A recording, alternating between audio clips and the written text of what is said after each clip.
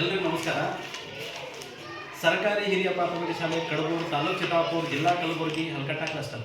ಇವತ್ತಿನ ದಿನ 6ನೇ ತರಗತಿಯ ಭೂಮಿಯಿಂದ ಆಚೆ ಎಂಬ ಪಾಠದಲ್ಲಿ ಬರುವಂತಹ ಸೌರ ವ್ಯೂಹ ಒಂದು ವ್ಯವಸ್ಥೆಯನ್ನು, ಅಂದರೆ ಸೋಲಾರ್ ಸಿಸ್ಟಮ್ನಲ್ಲಿ ಏನೇನು ಬರ್ತವೆ ಎಂಬುದನ್ನು ಈಗ 6ನೇ ತರಗತಿಯ ವಿದ್ಯಾರ್ಥಿನಿಯಾದ ಆಫಿಯನಪ್ಪ ತಮ್ಮೆಲ್ಲರೂ ಕೇಳಿಕೊಂಡಿದ್ದಾರೆ.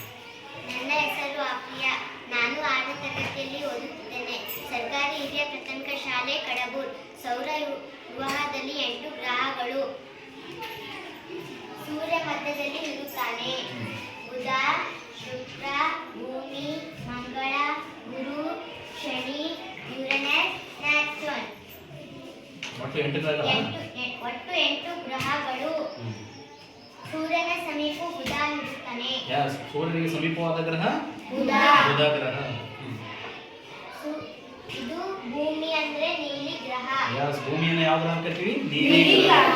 Very good. ಮಂಗಳ ಅಂದ್ರೆ ಕೆಂಪು ಗ್ರಹ. ಮಂಗಳ ಗ್ರಹವನ್ನ ಕೆಂಪು ಗ್ರಹ. ನೀವು ನೋಡಬಹುದು, ಪುಸ್ತಕದಲ್ಲಿ ಕೆಂಪು ಬಣ್ಣ ತೋರಿಸಿದ್ದಾರೆ, ರೈಟಾ? ಅತ್ಯಂತ ದೊಡ್ಡವಾದ ಗ್ರಹ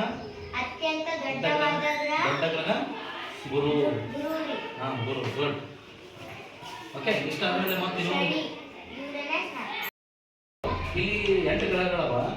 ಈ 8 ಗ್ರಹಗಳಲ್ಲಿ ಜೀವಿಗಳು ವಾಸಿಸುವಂತಹ ಗ್ರಹ ಯಾವುದು? ಭೂಮಿ. ವೆರಿ ಗುಡ್, ಚಪ್ಪಾಳೆ.